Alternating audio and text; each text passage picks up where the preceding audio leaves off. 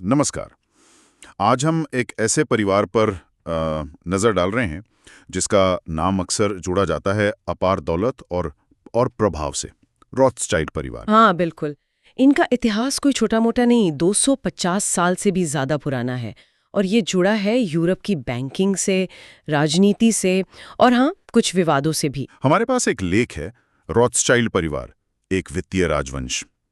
तो चलिए इसी के आधार पर थोड़ा गहराई में जाते हैं, समझते हैं कि ये परिवार मतलब कैसे उभरा, इनकी विरासत क्या है।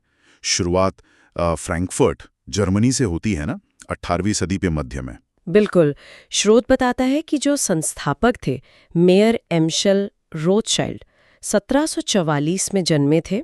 उन्होंने शुरुआत की थी पुराने सिक्के और मेडल के व्यापार से। अच्छा, मतलब शुरुआत काफी साधारण थी। हाँ, लेकिन उनकी असली उड़ान तब शुरू हुई जब उन्होंने उस समय के जो धनी जर्मन शासक थे, खासकर हेस्से के राजकुमार, उनका भरोसा जीता और फिर उनका वित्त मतलब फाइनेंस संभालने लगे। तो ये सिर्फ लेन देन नहीं था, ये एक भरोसे का रिश्ता बन गया। सही कहा। और यहीं से उनकी बैंकिंग यात्रा शुरू हुई। और यहीं से वो बैंकिंग साम्राज्य की नींव पड़ी। पर वो फ्रैंकफर्ट से पूरे यूरोप में कैसे फैले, ये कैसे हुआ? देखिए, यहीं पर मेयर एम्शल की दूरदर्शिता नजर आती है।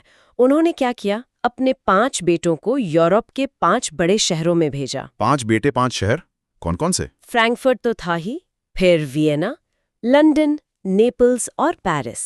हर जगह एक बैंक। सोचिए जरा, उस जमाने में ये कितना कितना नया आइडिया रहा होगा, एक नेटवर्क की तरह। तो ये एक तरह का उस जमाने का मल्टीनेशनल कॉर्पोरेशन बन गया। हाँ, कह सकते हैं।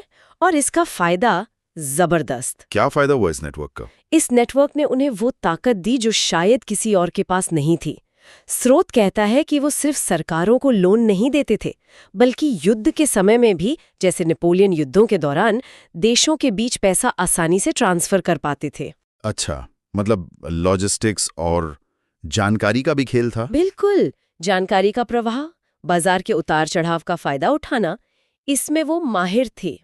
और इसी नेटवर्क से उन्होंने फिर रेलवे जैसे बड़े औद्योगिक प्रोजेक्ट्स में पैसा लगाया, सरकारी बॉन्ड संभाले। यानी पैसे के साथ साथ सूचना और कनेक्शन।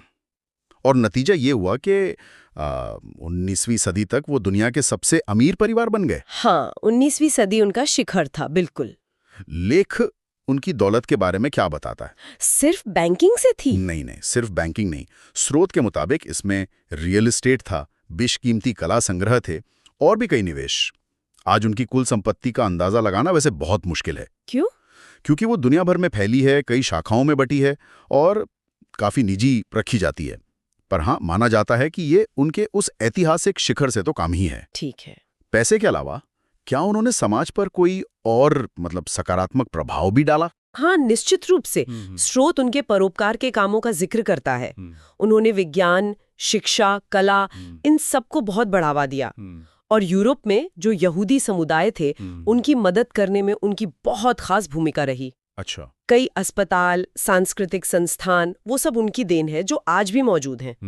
तो वो सिर्फ अमीर नहीं थे, समाज में सक्रिय भी थे। लेकिन इतनी दौलत, इतना प्रभाव, इसके साथ विवाद तो जुड़ते ही है ना? है ना? हाँ, वो तो है। कॉन्स्पिरेसी थ्योरीज का क्या है? लेख क्या कहता है इसके बारे में, जैसे कि वो दुनिया कंट्रोल करते हैं वगैरह? हाँ, ये पहलू भी आता है।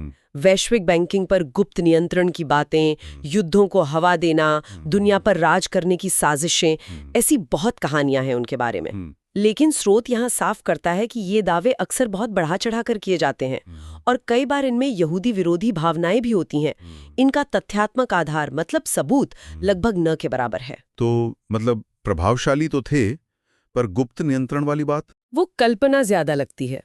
प्रभावशाली जरूर थे और आज भी है, लेकिन दुनिया पर वो गुप्त नियंत्रण वाली बात, वो तथ्यों पर आधारित नहीं है। तो आज उनकी क्या स्थिति है? क्या वो अब भी उतने ही प्रभावशाली हैं जितने पहले थे? लेख के अनुसार आज भी रोथस्चाइल्ड परिवार काफी धनी है, प्रभावशाली भी है, लेकिन हाँ, उनका काम करने का तरीका बदल गया है। वो पहले की तरह खुलकर अंतर्राष्ट्रीय बैंकिंग पर हावी नहीं है। शायद वो दिखते नहीं उतना। अच्छा, तो अब क्या करते हैं मुख्य रूप से? निवेश बैंकिंग मतलब इन्वेस्टमेंट बैंकिंग, उसमें उनकी आज भी बड़ी प्रतिष्ठा है। इसके अलावा वाइन उत्पादन में है वो, उनका मशहूर शैटो लफिट रॉथस्चाइल्ड वाइन है। हाँ, सुना है। रियल एस्टेट में है, और परोपकार के काम तो आज भी जारी हैं।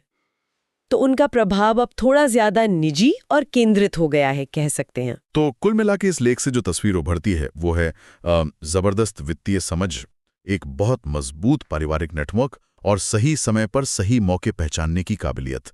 इसी से बनाई राजवंश। बिल्कुल, उनकी कहानी यही दिखाती है कि कैसे एक अच्छी रणनीति, आपसी भरोसा और हाँ, बदलते वक्त के साथ ढलने की क्षमता, ये सब मिलकर एक ऐसी विरासत बना सकते हैं जो सदियों तक कायम रहे।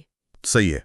उनका असर यूरोप के इतिहास पर, वहां के वित्त पर, संस्कृति पर गहरा रहा है और स्थायी भी। हाँ, ये सोचने वाली बात है कि कैसे पारिवारिक बंधन और दूरदर्शिता मिलकर इतना बड़ा वित्तीय साम्राज्य खड़ा कर सकते हैं और उसे बदलती दुनिया में प्रासंगिक भी बनाए रख सकते हैं।